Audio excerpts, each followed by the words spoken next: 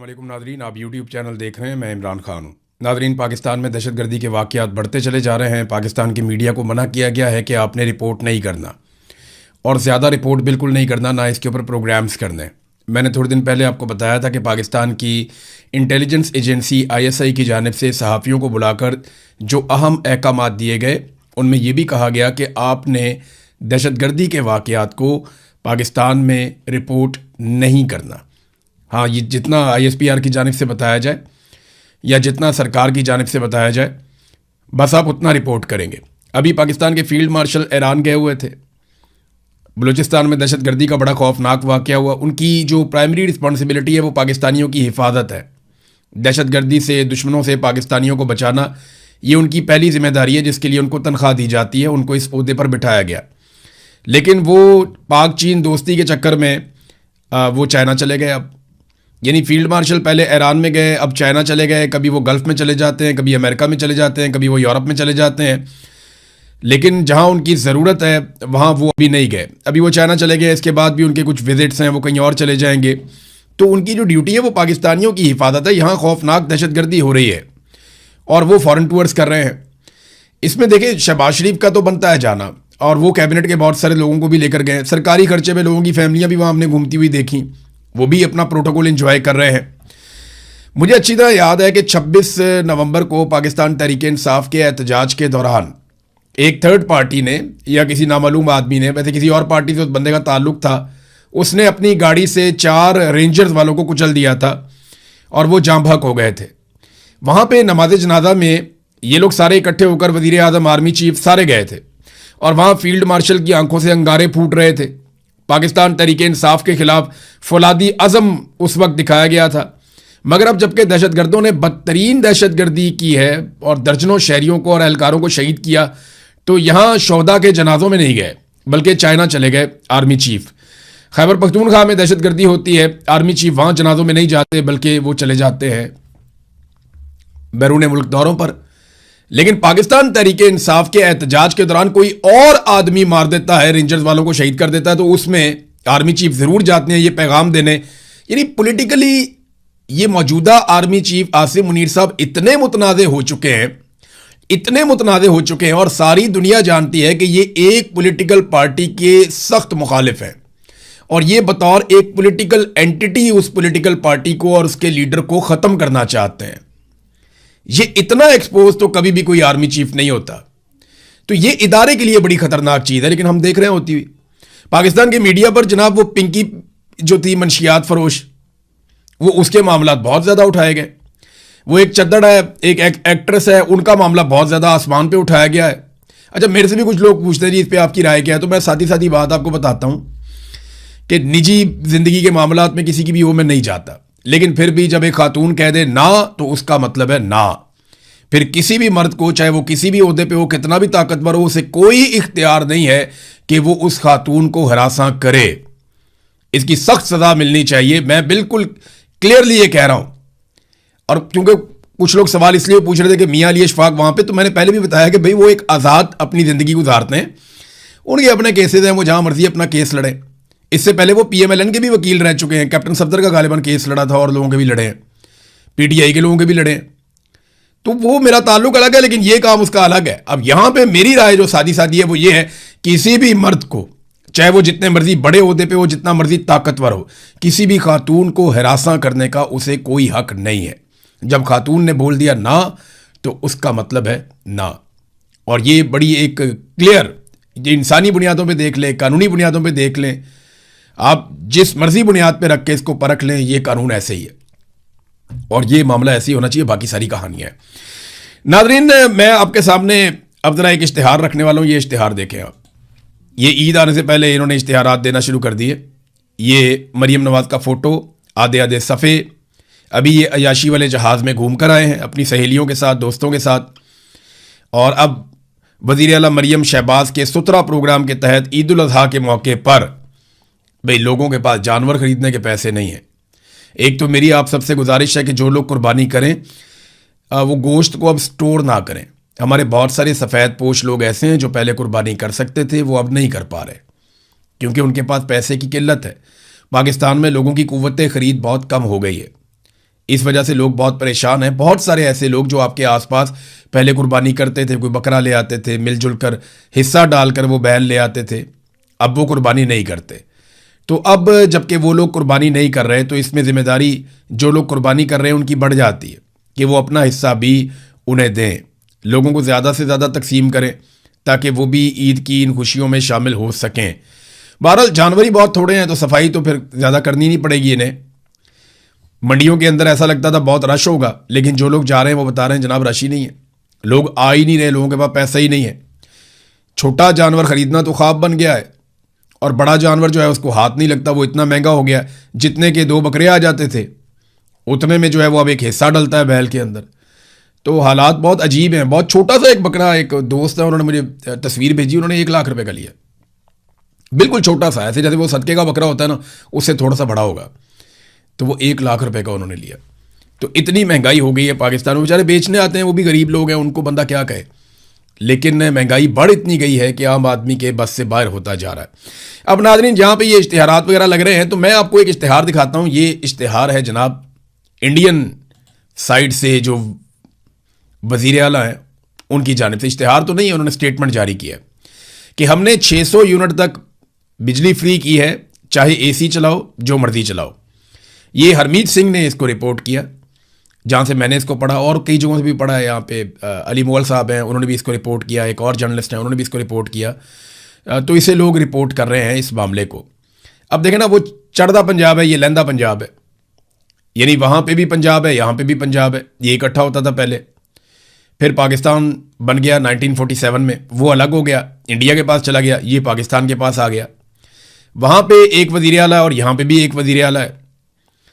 तो वहाँ पे जो CM है मान साहब और यहाँ पे जो CM है ये मंजूर नज़र और ताकतवर हलकों की पसंदीदा और एक रॉयल फैमिली से ताल्लुक़ रखने वाली खातून, जिन्हें हर चीज़ सोने की प्लेट में और सोने का चमचा मुंह में लेकर पैदा होने वाली, ये इनको जनाब यहाँ पे वज़ारत आला तोहफे में दी गई है। ये बगैर मैंडेट के आई हैं, वहाँ वो मैंडेट के साथ आए हैं मान साहब। तो उन्होंने अपने लोगों के लिए 11 अरब इंडियन रुपए का एक थर्मल प्लांट लिया। अपने ज़ाती हुकूमत की कैपेसिटी से जो पैसा उनका निकला बचत करके, उससे उन्होंने 11 अरब इंडियन रुपए का एक पावर प्लांट लिया और अब वो भारतीय शहरियों को वहाँ पे मुफ्त बिजली फराहम कर रहे हैं। दूसरी तरफ यहाँ पे शहजादी ने अपने लिए 11 अरब रुपए का एक अय्याशी वाला लग्जरी तैयारा लिया और उसमें सफ़र करने के बाद इनकी सहेलियों में से एक का मैं इंटरव्यू सुन रहा था, छोटा सा क्लिप। वो बता रही थी कि बाकू आज़रबाईजान के खानों का जायका कितना मज़े का है। मैं वहाँ पे रहा हूँ, वाकई उनके खाने अच्छे हैं, लेकिन मामला ये है कि ये क्या बकवास है। लोग भूख से मर रहे हैं, वो बिजली के बिल नहीं दे पा रहे और आपने वादा किया था कि 300 यूनिट तक बिजली का बिल नहीं आया करेगा। वादे का आपने उल्टा कर दिया कि 200-300 यूनिट तक भी जो बिजली इस्तेमाल करता है उसे 4 गुना बिल आता है और जो सब्सिडी थोड़ी बहुत रह गई थी वो भी आप लोगों ने IMF के कहने पर वापस छीन लिए। तो एक तरफ वो वज़ीर आला है जिसने कुछ भी वादा इस तरह का नहीं किया था, लेकिन वो मुफ्त बिजली दे रहा, अपने शहरियों को कहता है AC चलाओ, जो मर्जी करो। एक तरफ ये है, ये अय्याशी वाला जहाज लेकर आए और अपने शहरियों को बैठकर कहानियां सुना रहे हैं कि उस जहाज में बैठकर जब हम बाकू गए तो वहां के खाने बहुत मजेदार थे, टेस्ट बहुत अच्छा था। ये टेस्ट उन लोगों को बता रहे हैं जो भूखे हैं, यानी अब आपकी कहानियों से लोग अपना पेट भरेंगे। बहुत बेहिसी है। अच्छा, ये जो लोग हैं ये तो बहुत बेहिस हैं, लेकिन इनको लाने वाले बहुत बेगैरत हैं। मैं ये लफ्ज़ सोच समझ के इस्तेमाल कर रहा हूं कि अगर गैरत होती और गैरत का फुकदान ना होता तो कौम के साथ इस किस्म का भोंडा और घटिया मजाक ना किया जाता कि कौम ने जिनको मुस्तरद किया उनको लाकर कौम के ऊपर मुसल्लत कर दिया। अब वो कौम की गुर्बत का, कौम की परेशानियों का मजाक उड़ाते हैं, ये कहकर कि वहां जहां हम गए थे ना, आपके पैसों से खरीदे हुए लग्जरी जहाज में बैठकर वहां खाने बहुत मजे के थे और हमने बहुत इंजॉय किया। ये नादरीन इनकी सूरत हाल है। IMF से जितना कर्जा लिया पाकिस्तान ने पिछले 2 साल में, ये भी सुन लें आप, जितना कर्जा पाकिस्तान ने पिछले 2 साल में IMF से लिया, देखें ना, उसके लिए IMF के तरले किए, मिन्नतें की, खुशामदें की, कभी अमेरिका के पाँव पकड़े, कभी यूरोप के पाँव पकड़े, हर जगह पे जाते हैं, जाकर कोशिश करते हैं कि IMF थोड़े पैसे दे दे। तो जितना पैसा पाकिस्तानी हुक्मरानों ने IMF से लिया गुज़िश्ता 2 सालों में, उससे ज़्यादा डकैती इन्होंने पाकिस्तानियों की जेबों पे सिर्फ एक जगह पे डाली है। पेट्रोल के ऊपर जो लेवी इन्होंने पाकिस्तानियों से 2 साल में वसूल की है वो आईएमएफ से लिए गए पैसे से ज्यादा है। आईएमएफ के तो ये पैरों में गिरते हैं और पाकिस्तानी अवाम को पैरों में रखते हैं। जिनसे ज्यादा पैसा लिया उनको पैरों में रखते हैं और जिनसे थोड़ा पैसा लिया उनके पैरों में गिरते हैं। ये पाकिस्तान की सरकार, और उसकी वजह पता है क्या है? आईएमएफ जब इनको पैसा देता है ना तो आईएमएफ इनको गिनवा कर देता है, इनको इनकी औकात में रख कर देता है। पाकिस्तानियों का प्रॉब्लम यह है कि पाकिस्तानी इनको इनकी औकात में नहीं ला रहे। जिस दिन आप इनको इनकी औकात में लेकर आए और आपने इनको बताया कि जनाब हमारे पैसों से तुम तनख्वाहें लेते हो, ये बेशर्मी, ये बेगैरती और ढिठाई बंद करो और पाकिस्तान को चलने दो, हम फैसला करेंगे कि पाकिस्तान कैसे चलेगा। जिस दिन आप इनको बताएंगे उस दिन ये आपके भी कदमों में बैठेंगे। लेकिन उसके लिए पहले आपको अपने वोट की ताकत इस्तेमाल करनी पड़ेगी, और सिर्फ इस्तेमाल नहीं करनी पड़ेगी, उसको राइज करना पड़ेगा। वोट तो आप डाल देते हैं लेकिन निकलता किसी और का है। अब पाकिस्तानियों को इसका हल भी निकालना पड़ेगा। नाज़रीन, मैं आपको एक यहां प्रोजेक्ट था नीलम झेलम, इसके अंदर आपको याद होगा, आपका जब भी कोई आप बिल निकाले ना अपने घर में कोई भी आप बिजली का, तो उसमें नीलम झेलम सरचार्ज उसके ऊपर लिखा हुआ होगा। ये आप निकालें और निकाल के पढ़ें, हर साल हर महीने आप ये पैसा दे रहे हैं, नीलम झेलम सरचार्ज। आप पता क्यों ये पैसा दे रहे हैं? ताकि नीलम झेलम का एक मंसूबा बन रहा है, वहां से बिजली बनेगी और सिस्टम के अंदर शामिल हो जाएगी और पाकिस्तानियों को सस्ती बिजली मिलेगी। सन 2018 में यह प्रोजेक्ट मुकम्मल हुआ और सन 2024 में यह मंसूबा बंद हो गया। 2008 में इसे मुजफ्फराबाद और नीलम झेलम हाइड्रो पावर मंसूबे का इसका आगाज किया गया था 2008 में। इससे 969 मेगावाट बिजली हासिल की जानी थी, 500 अरब रुपए इसके ऊपर लागत आनी थी। यह रकम पाकिस्तान के शहरियों से बिजली के बिलों में मशहूर जमाना नीलम झेलम सरचार्ज के नाम से हर माह वसूल की गई। वैसे ये तहरीर वहीद मुराद साहब जर्नलिस्ट हैं, उन्होंने लिखी है, तो मैं वहां से आपको पढ़ के सुना रहा हूं। उनका क्रेडिट है, इसलिए मैं यहां पे उनका नाम लेना जरूरी समझता हूं। वैसे ये खबर जो है वो मुख्तलिफ अंग्रेजी अखबारात के अंदर हर तरफ छपी हुई है, लेकिन मैं यहां से पढ़ के आपको बता रहा हूं। सन 2018 में यह प्रोजेक्ट मुकम्मल हुआ और 2024 से मनसूबा बंद पड़ा हुआ है क्योंकि डिजाइन में इसके नुक्स था। किसी ने पूछा कि जनाब ये डिजाइन में नुक्स है तो क्यों है? और पानी को दरिया से टरबाइन तक लाने वाली जो सुरंग थी वो बैठ गई। लो कर लो बातें आप। इतना पैसा पाकिस्तानियों का खर्च दिया, कई सालों से पाकिस्तानी जो है नीलम झेलम सरचार्ज भर रहे हैं, दहाइयां हो गई 2, और आप पैसा देते चले जा रहे हैं और निकला क्या? सुरंगी बैठ गई। अब जिसने इसका डिजाइन बनाया कोई इसको बुलाकर पूछेगा? ये कौम के 500 अरब रुपए जाया करने की जिम्मेदारी का तयन करने के लिए क्या कोई इंक्वायरी करवाई गई, कोई कमेटी बनाई गई? कोई कमेटी अगर बनाई भी है तो वो कमेटियां डाल के बैठ जाती है, और ताहाल कोई भी इसकी जिम्मेदारी कबूल करने को तैयार नहीं है। इस मंसूबे को नेस्पाक वाले कॉपी पेस्ट इंजीनियर ने डिजाइन किया था। अब नेस्पाक पाकिस्तान का एक इदारा है, उन्होंने ये डिजाइन करके दे दिया मंसूबा, वो सुरंग बैठ गई। वो इसके ऊपर पूरी दुनिया के अंदर जो है जेलें हो जाती हैं, मुसीबतें बन जाती हैं कि भाई कौमी पैसा कैसे ज़ाया हो गया। अब इसका हल क्या है? बस हल एक ही है कि ये मंसूबा नहीं चलेगा और बिजली के बिल में आप पैसे देते चले जाएंगे। अब आ जाए नाज़रीन कुछ आलमी खबरों की तरफ। तो रोला डालकर आलमी मंडी को थोड़ी ऑक्सीजन तो दी गई है कि जनाब मामला हल हो गया, लेकिन अमेरिका और ईरान दोनों की तरफ से ये बात पता चली है कि अभी शराइत मुकम्मल तौर पे राइज नहीं हुई और अभी मुआहदा हतमी तौर पे सामने भी नहीं आया। लेकिन जो चीज़ें मुआहदे में हैं वो मैं आपको बताता हूँ। उससे पहले डोनाल्ड ट्रंप ने एक ट्वीट किया, ये इंपॉर्टेंट है, ये आपके सामने में रख देता हूँ कि डोनाल्ड ट्रंप ने अब क्या कहा, और एक मुतालबा कर दिया उन सारे मुल्कों से जो इस मामले में स्टेक होल्डर थे। ये ट्रुथ सोशल के ऊपर डोनाल्ड ट्रंप ने एक ट्वीट किया। उन्होंने कहा, जी इस्लामी जमहूरिया ईरान के साथ मुज़ाकरात अच्छे अंदाज में आगे बढ़ रहे हैं, या तो ये सबके लिए एक बेहतरीन मुआहदा होगा या फिर ये मुआहदा नहीं होगा, यानी महाज़े जंग और फायरिंग की तरफ वापसी हो जाएगी, लेकिन पहले से कहीं ज़्यादा बड़ी और शदीद तर, और कोई भी ऐसा नहीं करना चाहता। तो मुआहदा अगर होगा तो हमारी मर्जी का होगा, वरना नहीं होगा, वरना लड़ाई होगी, और लड़ाई हुई तो पहले से बहुत शदीद होगी। कोई ऐसा नहीं करना चाहता। फिर उन्होंने कहा सऊदी अरब के वली अहद मोहम्मद बिन सलमान से, फिर सारे वो नाम जिस तरह मैंने पहले आपको बताया जिसमें फील्ड मार्शल का नाम भी है, कतर के और सारे हुक्मरानों के नाम लेने के बाद उन्होंने कहा कि इनके साथ बातचीत में मैंने वादे किया कि इस इंतहाई पेचीदा पहेली को सुलझाने के लिए अमेरिका की जानिब से की जाने वाली तमाम तर कोशिशों के बाद अब ये लाजमी होना चाहिए कि तमाम ममालिक कम अज कम बैक वक्त इब्राहिमी मुआहदे पर दस्तखत कर दें, अब्राहम अकॉर्ड। डोनाल्ड ट्रंप कहता है कि उसके ऊपर सारे दस्तखत कर दें। जिन ममालिक के हवाले से बातचीत की गई इनमें सऊदी अरब, कतर, पाकिस्तान, तुर्की, मिस्र, उर्दन और बहरीन शामिल हैं। यह मुमकिन है कि किसी एक या दो ममालिक के पास ऐसा ना करने की कोई वजह हो और उसे तस्लीम किया जाएगा, लेकिन अक्सर को तैयार रहना चाहिए, आमादा होना चाहिए और इस काबिल होना चाहिए कि वो ईरान के साथ इस तस्वीर को इससे कहीं ज़्यादा तारीखी वाक़या बना दें जितना कि ये होता। अब वो ये कह रहे हैं जनाब आप अब्राहम अकॉर्ड के ऊपर दस्तखत करें। उसका सादा मतलब जो है, आसान मतलब वो ये है कि आप इसराइल को तस्लीम कर लें। इक्का दुक्का मुल्कों उन्होंने कहा तो मे भी पाकिस्तान के बारे में उनके दिमाग में कि पाकिस्तान शायद तस्लीम नहीं कर सकता, पाकिस्तान में हालात ऐसे हैं। ईरान के बारे में वो ये कहते हैं कि ईरान को इसके अंदर भी शामिल होना चाहिए। फिर ईरान को वो बड़ा, सऊदी अरब और कतर के बारे में उन्होंने कहा जी कि उनको तो ये करना चाहिए और इसकी शुरुआत सऊदी अरब और कतर की जानिब से फौरी दस्तखत के साथ होनी चाहिए, बाकी सबको इसकी पैरवी करनी चाहिए। फिर उन्होंने ये भी कहा कि जनाब ये बड़ा शानदार होगा, इससे बहुत सारे माली फ़ायदे भी मिलेंगे, जिन मुल्कों ने किया उनको बहुत फ़ायदा हुआ, ये भी डोनाल्ड ट्रंप ने कहा। तो इससे बड़ी कोई और चीज़ नहीं होगी, 5000 साल तारीख के अंदर कभी ऐसा नहीं हुआ होगा। इस किस्म की बातें डोनाल्ड ट्रंप ने कर दी हैं।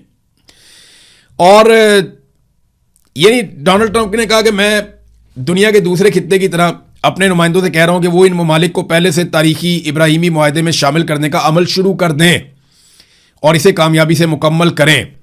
इस मामले पर आपकी तवज्जो का शुक्रिया। अब समझें जरा इसको आप, ये इसका नाम अब्राहम अकॉर्ड क्यों रखा गया? पहले इसकी टेक्निकल रीज़न आप देख लें। हज़रत इब्राहीम अलैहिस्सलाम के 2 बेटे थे, एक का नाम हज़रत इसहाक अलैहिस्सलाम और एक का नाम हज़रत इस्माईल अलैहिस्सलाम। नबी अकरम सल्लल्लाहु अलैहि वसल्लम जो मुसलमानों के आखिरी नबी हैं, आप सल्लल्लाहु अलैहि वसल्लम हज़रत इस्माईल अलैहिस्सलाम की औलाद में से थे, जबकि बाकी बहुत सारे अंबिया और अंबिया की पूरी एक लड़ी हज़रत इसहाक अलैहिस्सलाम की औलाद में से थे। हज़रत इसहाक अलैहिस्सलाम के बेटे थे हज़रत याकूब अलैहिस्सलाम और उन्हीं का नाम जो है वो इसराइल भी है और उनकी औलाद को बनी इसराइल कहते हैं। तो बनी इसराइल में बहुत सारे कईयों के नाम भी नहीं पता हमें, बहुत सारे पैगंबर आए और अल्लाह का पैगाम लेकर आए। एक दौर में मुसलमान भी यहूदियों को ये बात बताते थे कि हज़रत इब्राहीम अलैहिस्सलाम की ही औलाद हैं हज़रत इस्माईल अलैहिस्सलाम और हज़रत इसहाक अलैहिस्सलाम। तो ये जो नस्ल परस्ती के चक्कर में एक इख्तलाफ था उसको दूर करने की कोशिश की जाती थी। आज उस लफ्ज़ को इस्तेमाल किया जा रहा है इसराइल को तस्लीम करने के तनाजुर में, लेकिन मामला इंसानी हुकूक का है, मामला अकायद का नहीं है। यानी अगर आप इसको मुसलमान बनकर देखेंगे, ईसाई बनकर देखेंगे, यहूदी बनकर देखेंगे तो आपके दिमाग में कुछ और चलेगा, लेकिन अगर आप इसको एक इंसान बनकर देखेंगे तो आपको समझ आ जाएगी कि इसराइल ने जिस लेवल की ज़्यादती की है निहत्ते फ़लस्तीनियों के साथ और आसपास के ममालिक में, उसकी कोई और मिसाल ये जदीद दुनिया के अंदर तो नहीं है। तो जब आप ऐसे देखते हैं तो उसूली नुक्ता नज़र से आपके पास ये गुंजाइश कम हो जाती है कि आप इसराइल को तस्लीम करें। यहां बहुत सारे ममालिक जो मुस्लिम ममालिक नहीं हैं, यूरोपीय ममालिक हैं, वो फ़लस्तीन को तस्लीम कर रहे हैं और इसराइल के ऊपर पाबंदियां लगा रहे हैं, जबकि मुसलमान मुल्कों पे अब दबाव डाला जा रहा है कि आप अब्राहम अकॉर्ड के ऊपर दस्तखत करें और आप इसराइल को तस्लीम कर लें। तो ये डोनाल्ड ट्रंप ने कहा। बहरहाल वाशिंगटन पोस्ट ने एक बड़ी शानदार रिपोर्टिंग की है, वो रिपोर्टिंग में आपके सामने रखता हूं। उन्होंने बताया कि वो कौन सी चीज़ें हैं जिनके ऊपर यह मुआहदा होने जा रहा है। सबसे पहली चीज़ यह है कि 60 दिन के लिए जंगबंदी हो जाएगी। इस दौरान एक हतमी अमन मुआहदे के लिए मुज़ाकरात किए जाएंगे और ये मुज़ाकरात अब मेरे ख्याल में कतर में होंगे। फिर आबना हुर्मुज़ को दोबारा खोला जाएगा। 30 दिनों के अंदर अंदर ईरान आबना हुर्मुज़ को खोलेगा और वहां से बिछाई गई बारूदी सुरंगों को साफ करेगा। फिर बहरी नाकाबंदी का खात्मा, अमेरिका फौरी तौर पर ईरानी बंदरगाहों की अपनी बहरी नाकाबंदी खत्म कर देगा। फिर मुंजमद असासों की बहाली, अमेरिका कतर में मौजूद ईरान के 12 अरब डॉलर्स के मुंजमद असासे फौरन बहाल कर देगा और ये मुआहदे पर दस्तखत करने के लिए ईरान की एक सख्त पेशगी शर्त थी और इसके लिए कतर पहुंच गए हैं बाकर कालीबाफ जो ईरानी स्पीकर हैं और वजीर खारजा अब्बास अरागची, वो अब कतर पहुंच गए हैं। कतर को इन्वॉल्व कर दिया गया है। अगर ये पैसा डी फ्रीज हो जाता है या ये पैसा ईरान को मिल जाता है तो आप ये समझें कि अब मुआहदा बहुत तेज़ी से आगे बढ़ सकता है। फिर जौहरी हथियारों से दस्तबरदारी का अज़म, अब ये तो ईरान पहले ही कह चुका है, फतवा भी मौजूद है आयतुल्लाह अली खामनई का, ईरान को इस पर प्रॉब्लम कोई नहीं होगा, बस यूरेनियम ईरान के अंदर रहे या अमेरिका के पास ना जाए। यानी रशिया ले जा सकता है, चाइना ले जा सकता है, मे भी पाकिस्तान ऐसा एक मुल्क हो सकता है, लेकिन अमेरिका को वॉर ट्रॉफी के तौर पे मुझे नहीं लगता कि वो यूरेनियम देने वाले हैं। तो ये यूरेनियम का मामला तो वहीं पे खड़ा है, उस पर मुज़ाकरात होंगे, बातचीत होगी। ईरान पहले भी कहता है जी हम बम नहीं बना रहे, हम बिजली बना रहे हैं, तो वो मामला तो वहीं पे खड़ा है। तो अमेरिका ने इस सारी लड़ाई में हासिल क्या किया? ईरान ने तो अपने मुंजमद असासे जो हैं वो बहाल करवा लिए। ईरान ने आबना हुर्मुज़ पे अपना कुछ हद तक कंट्रोल भी कर लिया।